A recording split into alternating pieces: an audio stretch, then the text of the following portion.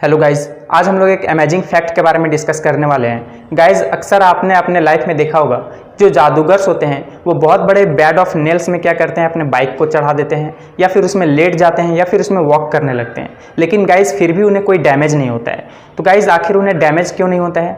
आप लोगों के मन में सवाल उठता होगा कि यार मेरे से तो एक किल में खड़ा हुआ नहीं जाता और जादूगर तो इतने सारे किल में खड़ा हो जा रहा है, फिर भी उसे कुछ डैमेज नहीं हो रहा है, तो वह तो यार बहुत बड़ा जादूगर है। तो गाइज एक्चुअल में यह कोई जादू वादू नहीं है, यह जादू आप लोग भी कर सकते हो। गाइज इसके पीछे एक फैक्ट है, तो हम लोग आज इस वीडियो में इसी अमेजिंग फैक्ट के बारे में डिस्कस करने वाले हैं। तो गाइज एक्चुअल में होता क्या है कि एक किल में खड़ा होना वाकई में बहुत ही टफ है। एक किल में अगर कोई खड़ा होता है तो डैमेजिंग का संभावना बहुत ही ज़्यादा हो जाता है, और अगर वही इंसान बहुत सारे किल में अगर खड़ा हो रहा है एक साथ तो उसका डैमेजिंग का संभावना बहुत ही कम हो जाता है। तो इसके पीछे क्या फैक्ट है, तो हम लोग इसको डिस्कस करते हैं आज। गाइज इसका रीज़न दो तरीके से मैं आप लोगों को एक्सप्लेन दूंगा, है ना। इसका एक्सप्लेनेशन मैं दो तरीके से करूंगा। सबसे पहला एक्सप्लेनेशन मैं दूंगा फिजिक्स से और दूसरा दूंगा मैथमेटिक्स से। तो गाइज आप लोग ईजिली आप लोगों को समझ में आ जाएगा। तो चलिए स्टार्ट करते हैं। गाइज सबसे पहला रीज़न मैं दूंगा फिजिक्स से। तो गाइज अगर हम लोग कोई एक किल में खड़े होते हैं तो इंसान का जितना भी बॉडी का वेट है तो सारा फोर्स उस एक सिंगल पॉइंट पर कॉन्सेंट्रेट हो जाता है। और गाइज आप लोग अच्छे से जानते होंगे न्यूटन्स का थर्ड लॉ कि हम लोग कोई भी बॉडी पर जितना फोर्स अप्लाई करते हैं उतना ही ऑपोजिट डायरेक्शन में वो फोर्स अप्लाई कर देता है। तो गाइज अगर हम लोग कोई एक सिंगल किल में खड़े हो जाते हैं तो बॉडी का वेट के कारण जितना भी इंटेंसिटी ऑफ फोर्स है वही intensity of force opposite direction में एक सिंगल पॉइंट में कॉन्सेंट्रेट हो जाता है, जिसके कारण इफेक्ट बहुत ज़्यादा हो जाता है और उस इंसान को डैमेज बहुत ज़्यादा हो सकता है। लेकिन गाइज अगर वही इंसान किसी बहुत बड़े किल में, है ना, इट मीन्स किल का गुच्छा बोल सकते हैं, नेल, है ना, बेड ऑफ नेल्स में बहुत बड़ा बहुत किल लगा हुआ है उसमें, और अगर उसमें खड़ा होता है सपोज दैट कि इतना सारा, है ना, तो होता क्या है कि उस बॉडी का जितना भी वेट है तो एक किल अब वो कॉन्सेंट्रेट नहीं कर रहा होता है, सारा किल में बंटवारा हो जाता है ना, सारा इक्वल अमाउंट में डिस्ट्रीब्यूट हो जाता है। तो intensity of force equal amount में हर एक किल में डिस्ट्रीब्यूट हो जाता है, जिसके कारण उसका वैल्यू कम हो जाता है ना।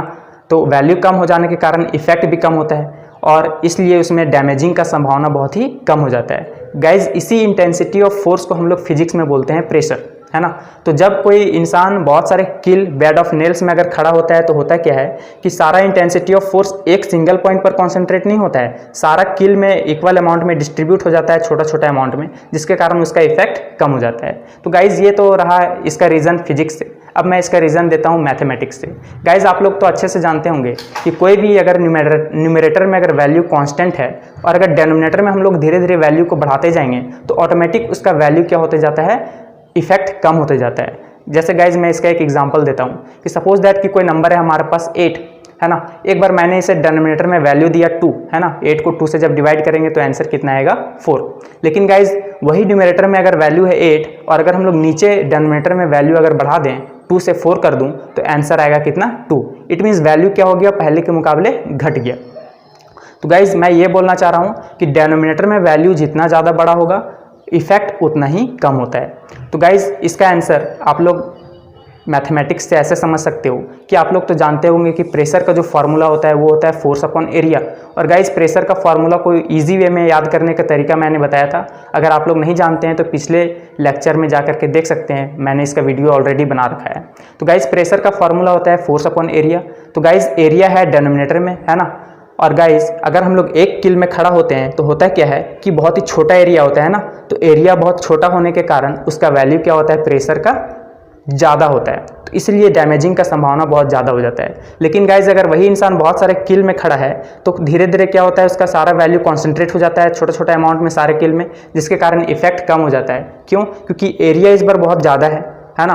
और प्रेशर का फार्मूला क्या होता है, फोर्स अपॉन एरिया। तो एरिया नीचे है ना, तो एरिया का वैल्यू इस बार क्या हो गया, बढ़ गया। तो बढ़ने के कारण प्रेशर का वैल्यू क्या हो जाता है, कम हो जाता है। तो गाइज यही मैं बोलना चाह रहा था। तो गाइज उम्मीद करता हूँ कि आप लोगों को ये वीडियो समझ में आ गया होगा कि क्या था इसका आंसर, या कोई जादू वादू नहीं है। एक्चुअल में इसका रीज़न क्या है, फिजिक्स से, प्रेशर से, है ना। तो प्रेशर फोर्स अपॉन एरिया होता है, एरिया जितना कम होगा वैल्यू प्रेशर का उतना ही ज़्यादा होगा, जिसके कारण डैमेज बहुत ज़्यादा हो सकता है। लेकिन अगर एरिया ज़्यादा है तो प्रेशर का वैल्यू कम हो जाएगा, जिसमें डैमेजिंग का संभावना धीरे धीरे घटते जाता है। तो गाइज कैसा लगा ये वीडियो कमेंट करके बताइएगा, और भी ऐसे ही अच्छे अच्छे फैक्ट जानने के लिए हमारे साथ बने रहें। Thank you.